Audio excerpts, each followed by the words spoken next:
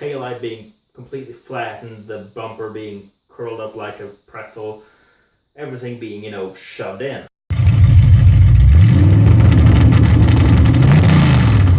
So back in the tail end of 2011, I was 16 years old and I had my provisional license, which in Norway means you can drive with a passenger that has had their license for at least 5 years straight and are over 25 years of age. So with that, it was time for me to buy my own car. I already had a couple, of course. I had a Mach 1 Cortina, got it when I was a year old, and then I sold it when I was 7 or 8. I had a 64 Falcon that ended up trading for a 61 Falcon, but I still haven't touched anything because it's still sitting right where it sat 20 years ago. So I wanted to buy another car, and a friend of my dad's, her father passed away. So they were selling off the things from, where he lived, including 2 cars. One was a Chevy Caprice, and one was a 77 Dodge Aspen Wagon. The Caprice was already sold, but I could get the Aspen for 1,500 Norwegian kroners, which is not a lot. Back then, it was exactly what you got for scrap. So I bought it for that. It was originally a 225 slant 6 car with an automatic, and in the 80s, someone had shoved a 318 with an automatic and then a 323 sure grip rear end in the back of it. And of course, sure grip is Mopar's posi traction. They're kind of lock differential. So I bought this thing, and the 318 didn't want to run right. It ran on 4 cylinders. It didn't really do anything. It wasn't a big engine. It was a 318 with 140 something horsepower. It was from 72. So I got this thing, got it home, started looking at it, and then found out it had a broken ECM, this box that sits on the inner fender, and I ended up buying another car that I took the ECM out of, then driving it for a bit, thrashing it on dirt roads, crashing it into a ditch, and a few other things. The car was still fine. Had a couple of dents and scrapes, but it was still fine. So I ended up getting that car on the road, using it for my first car. I had at that point blown up 2 engines, and I was on my third, because I've blown up a bunch of 318s.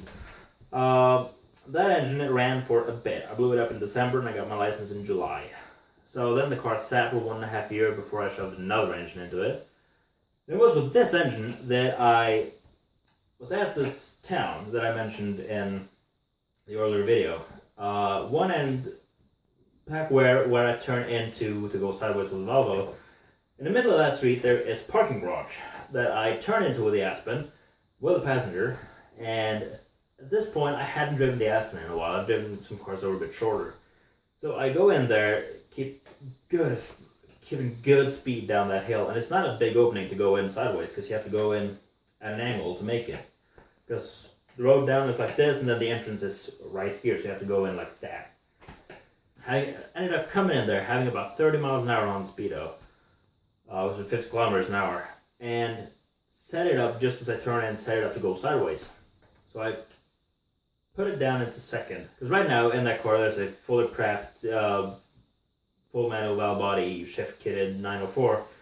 So I put it from third, allowed it into second, floored it, got the thing sideways, and just as I got it sideways, I was like, oh crap, this car is long.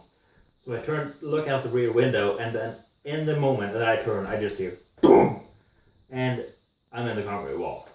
So I rolled the car forwards, put it in park, go out, have a look. So at this point, I'm imagining, taillight being completely flattened, the bumper being curled up like a pretzel, everything being, shoved in.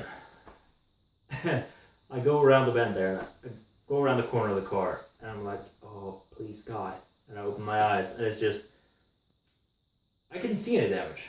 I looked at the wall, and there was this big black stripe on the wall, but on the car, it had a tiny little ding in the corner of the bumper, and it had pushed the bumper in a little bit, so it had this little sway in it, in the middle.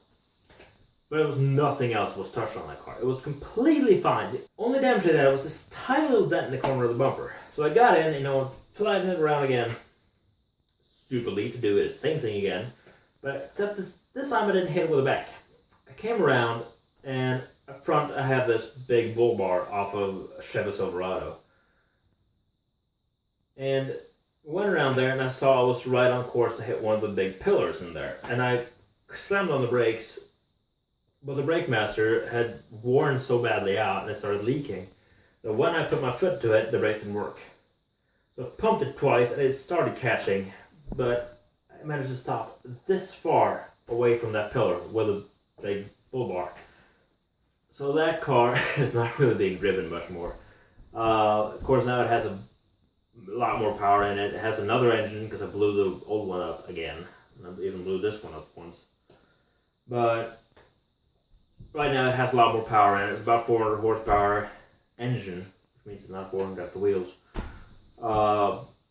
And it drinks a lot of fuel. With the fuel prices in Norway, I can't really afford to drive it, so it's just sitting there. No, I'm not selling. I'm waiting until I have more money so I can buy gas.